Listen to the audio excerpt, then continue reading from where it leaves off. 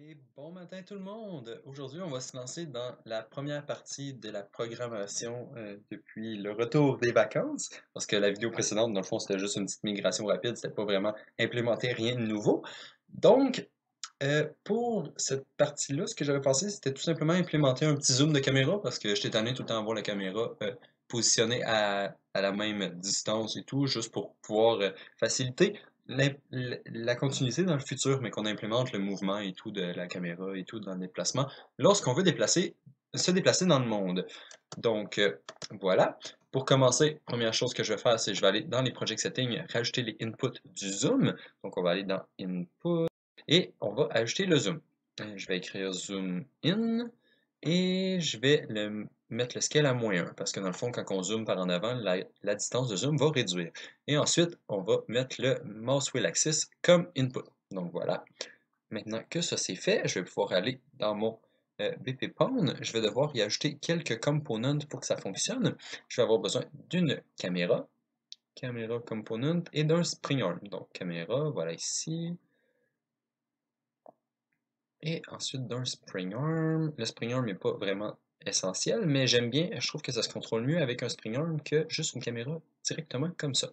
Donc voilà, maintenant notre caméra est attachée au spring arm. Je vais le mettre avec une distance de 3300 par défaut. Je me suis dit que c'était une distance qui valait la peine pour commencer. Et je vais aussi mettre une orientation que me suis rendu compte que ça fonctionnait bien. Donc -35 de rotation en Y et on va dire -45 en Z. Comme ça va nous donner une petite allure un peu orthographique. Peut-être -45, -45. On va essayer ça. -40, -40. On va essayer -40. Voilà. OK. Donc comme ça. On va aller voir ce que ça donne. Pour ça, ce que je fais, c'est que je prends le player start. On va juste mettre la caméra dans la scène, bien sûr. On peut voir dans le petit viewport en bas ce que ça donne. Je peux la parenter au player start parce que dans le fond, c'est là qu'on va spawner. Puis on va exactement spawner une copie du BP Pawn.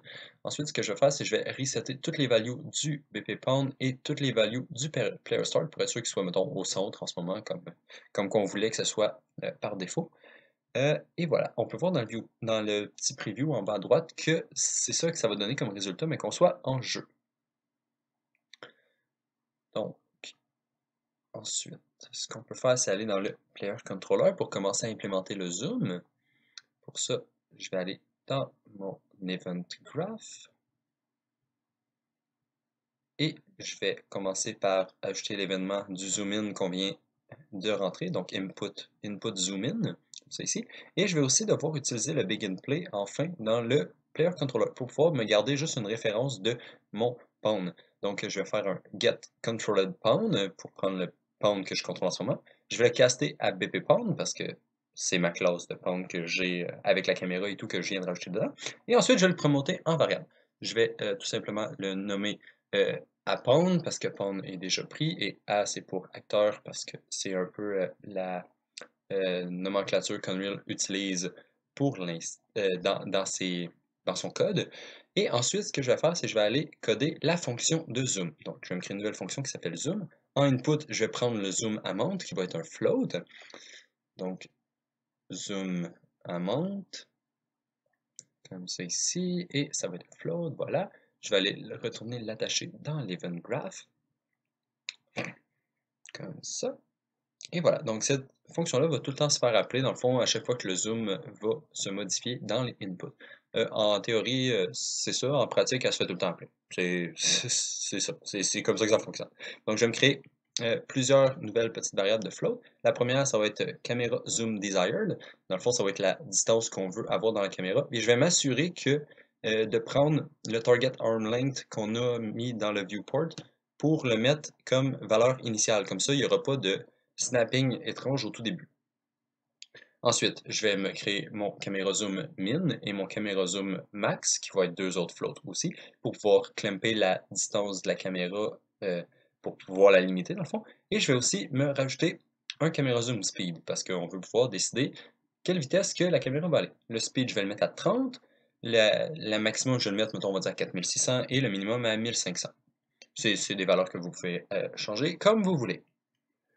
Première étape, ça va être de prendre de setter mon caméra desired parce que c'est ça que je veux modifier le zoom que j'ai. Pour ce faire, je vais prendre mon caméra zoom desired encore une fois et je vais l'additionner et à mon zoom amount que je vais multiplier par ma vitesse. Donc, multiply par vitesse, caméra zoom speed, et comme ça ici. Donc, on prend la valeur inputée par la roulette de la souris, on la multiplie par la vitesse, et ensuite, on l'additionne à notre valeur précédente. Ensuite, une fois qu'on a cette valeur-là, on va tout simplement s'assurer que le arm length il soit de la bonne longueur. Donc, je vais prendre mon pound et je vais prendre le spring arm component qui est à l'intérieur. Ensuite, je vais faire un set target arm length, puis je vais tout simplement utiliser le camera zoom desired pour setter son arm length. Donc là, on peut aller tester rapidement. Si je zoome par en avant, on peut voir que ça zoome, et si je zoome par en arrière, je recule. Et voilà. Par contre, là, la limite de minimum et de maximum n'est pas implémentée, donc on va aller faire ça. Donc, je vais juste aligner ça rapidement. OK, me faire un petit peu d'espace. Ensuite, je vais prendre le output que j'avais de mon set, dans le fond, mon desired caméra, et je vais tout simplement le clamper. Je vais prendre mon minimum et mon maximum pour clamper, tout simplement basé sur les valeurs qu'on avait prédéfinies.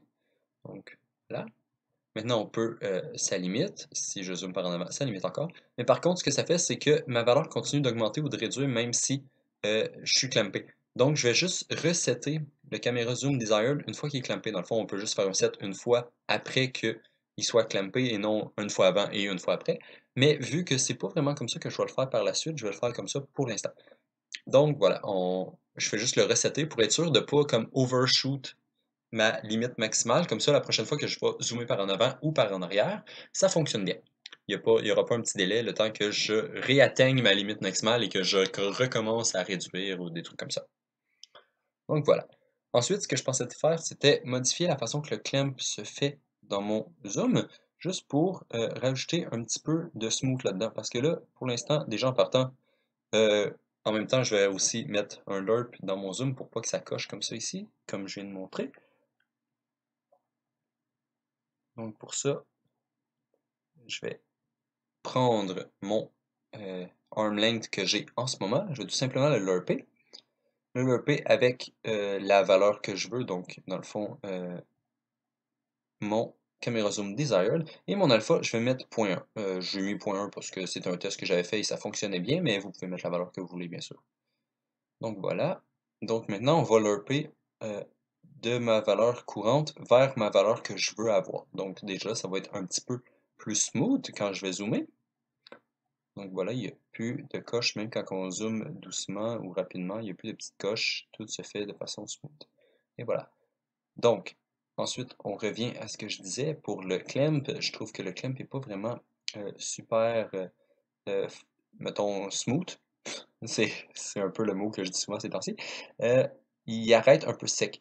Donc, ce que je vais faire, c'est que je vais tout simplement le faire overshoot un tout petit peu, puis revenir vers la position qu'il voulait maximale. C'est quelque chose que j'ai vu euh, dans Don't Starve, puis je trouvais que c'était intéressant dans le fond quand on dézoome, dézoome, dézoome, dézoome, au maximum on tombe dans les nuages un peu, puis après ça, ben, la caméra revient doucement vers le maximum. Donc elle se réduit toute seule pour tout simplement limiter la vitesse. Donc si quelqu'un qui zoome vraiment rapidement, il peut s'éloigner vraiment loin, quand même un tout petit peu. C'est vraiment loin, je veux dire, mettons 200 unités, quelque chose comme ça. Puis après ça, la caméra va se revenir un peu plus rapidement vu qu'elle va être plus loin. Donc, ça va faire un petit peu plus smooth que tout simplement arrêter, limiter la distance. C'est un effet que je trouve intéressant, donc c'est un effet que je vais essayer de reproduire un petit peu rapidement ici. Donc, pour ça, je vais tout simplement commencer par me faire un select float, voilà, pour savoir quel float que je vais utiliser. Donc, soit celui que j'ai en ce moment ou plusieurs autres floats. Je dis plusieurs parce que dans le fond, il y a le minimum, maximum et le genre de lerp qui va se faire si jamais on dépasse le minimum ou le maximum. Et voilà. Donc, je vais prendre mon zoom desired, je vais faire un plus grand ou égal à mon minimum. Donc, s'il est plus grand que le minimum, c'est une valeur qui était correcte. Donc, dans ce cas-là, je vais prendre le A à droite dans le select. Et je vais aussi faire un plus petit ou égal que le maximum. Donc, pour être sûr qu'il reste dans l'intervalle entre minimum et maximum. Donc, on va faire un AND pour ces deux booléens-là, pour être sûr que les deux booléens ils soient valides. Et si les deux booléens sont valides, c'est que ma range est bonne, est entre le minimum et le maximum. Donc, on va prendre tout simplement la valeur qu'on vient de calculer, donc le zoom desired. Ensuite, pour le B, ce que je vais faire, c'est que je vais me faire une autre select float ici pour savoir si on veut le maximum ou le minimum, dépendant si on a dépassé ou pas si on a dépassé le maximum ou si on a dépassé le minimum, dépendant dans quel sens qu'on allait. Donc pour ça, je vais me faire un petit lerp ici, pour être sûr que ça soit smooth. Comme ça, pour le mettre dans le A. L'alpha, je me suis dit 0.2, ça fonctionnait bien. Et ensuite, je duplique ma note de lerp, encore un 0.2, et voilà, on le met à l'autre en dessous. Comme ça. Je vais prendre le même output du plus petit que j'avais calculé déjà avant. Donc, si mon zoom minimum est plus petit que mon... Si mon zoom desired est plus petit que mon zoom maximum, ça veut... mais que les deux autres conditions précédentes ne sont pas valides, ça veut dire que ben, mon zoom minimum, mon zoom desired est plus petit que mon zoom minimum aussi. Donc, dans ce cas-là, je vais tout simplement prendre le lerp basé sur le zoom minimum qui est celui d'en haut, et non le lerp basé sur le zoom maximum qui est en bas. Donc voilà, rapprocher un peu tout ça ensemble. Donc on va aller essayer ça dans le fond, si ça fonctionne bien. Voilà, quand que je dézoome un peu trop loin, la caméra revient doucement, et c'est la même chose quand j'avance. J'avance, puis c'est pas moi qui recule, c'est la caméra qui revient doucement vers le minimum. Et voilà, ça marche dans les deux sens. Donc je trouvais que c'était un effet qui était un petit peu plus smooth, puis un petit peu plus agréable quand on zoome, dans le fond, avec la souris. Ensuite, dernière chose que je voulais vous montrer, dans le fond, c'était la caméra. On peut la switcher à orthographique. Je voulais être sûr que ça fonctionne dans les deux modes, si jamais c'est ce que vous préférez, si vous préférez avoir une caméra orthographique que perspective. Mais on peut voir que par défaut, ça fonctionne pas super bien, donc c'est pour ça qu'on va aller fixer ça un petit peu rapidement ici. Puis la façon que je l'ai fixé, dans le fond, j'ai juste pris les valeurs que j'avais ici au final, comme résultat final, pour setter le target arm length. À la place, ce que je vais faire, c'est que je vais juste le multiplier par 1.2, je crois. Si je me trompe pas, je crois que 1.2 c'était une bonne valeur. Donc, ce que je vais faire, c'est que je vais prendre mon pendre, je vais prendre la caméra component en bas complètement ici, puis je vais faire un set ortho width, qui dans le fond qui set la grosseur du viewport quand il est en orthographique, et je vais tout simplement prendre le calcul ici, fois 1.2, voilà, qui dans le fond, fois 1.2, c'était juste un calcul que j'ai approximé qui faisait relativement la même chose. Et lorsque c'était un field of view de 90 dans une caméra de perspective vers une caméra orthographique.